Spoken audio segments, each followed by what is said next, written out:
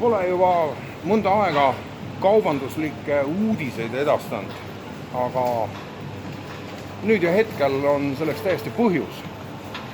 Olen tõsine piimainimene ja piima hind siin mu kodumaal Hispaanias on mulle vägagi sensitiivse tähtsusega.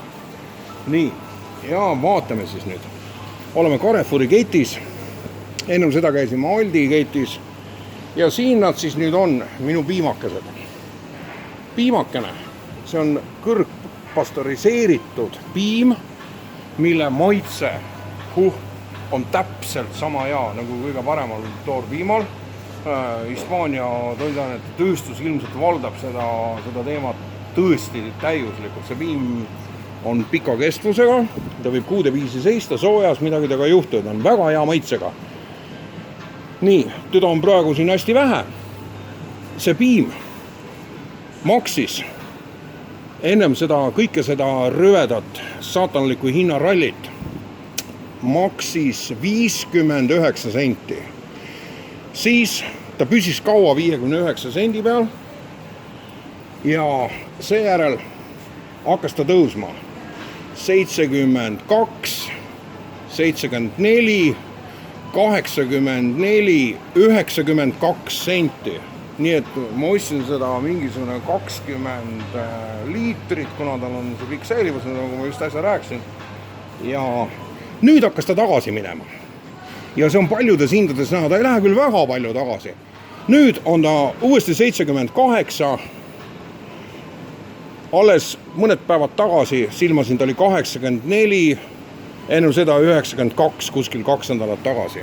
Nii tundlik on suure riigi toiduainete turg, kus konkurents on väga tugev ja väga mobiilselt ja väga kiiresti muudetakse hindasi, et püsida konkurentsis. Ja ma ei imesta, kui järgmises ülevaates on selle 78 asemel juba 70 ja lõpptulemusena see sama 59, nagu ta oli siin aastaid. Vaat niimoodi, samamoodi siin kõrval on sama hea piim. Kui nüüd tahaks veel 2 senti säästa, siis võiks seda, see on täpselt samasuguse koostisega ka kõrge, ainult et temal ei ole seda nuppu siin peal, et see on see mugavuse koht, et vaat kui tore on ju selle nupuga, eks ju, mina joon piima üldiselt otse purgist, mina ei kasuta kunagi klaasi. Et see oli nagu päris oluline infokillukene. Ja siis on teine strateegilise tähtsusega toiduaine on muidugi õli, toiduõli. Ja see on siis nüüd samamoodi, see on kukkunud, see on 5 liitrine, ma ei hakka neid liitriseid neid väikseid ei hakkagi nagu vaatama. Põhiliselt on, eks võtad aluseks. Kõik nad on sama head, vahet ei ole. Ja ta oli 13,75. Siis parematel päevadel oli ta 7,50. Ehk siis ennem seda, kui see pauk käis. Ma pean silmas muidugi seda 3. maailmasõja algust. Ametlikku 3. maailmasõja algust, 24. veebruar see aasta. Nii et toimub vägagi ühemõtteline tagasiminek ja täna sai just siis vaadatud õli ja piim. Praktiliselt võib öelda, et ta on tagasi läinud 1,5 eurot. Selle 7,50 5 liitrise taara eest muidugi sinna ta enam tagasi ilmselt ei jõua kunagi.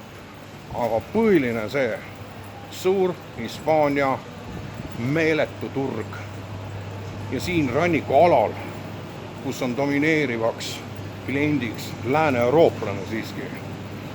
See on lihtsalt oluliselt rikkamad. Ka siin väga tundlikult ja väga paindlikult hinnapoliitika muutub ja Hispaanias toidukorv on oluliselt odavam kui Eesti Isamaal.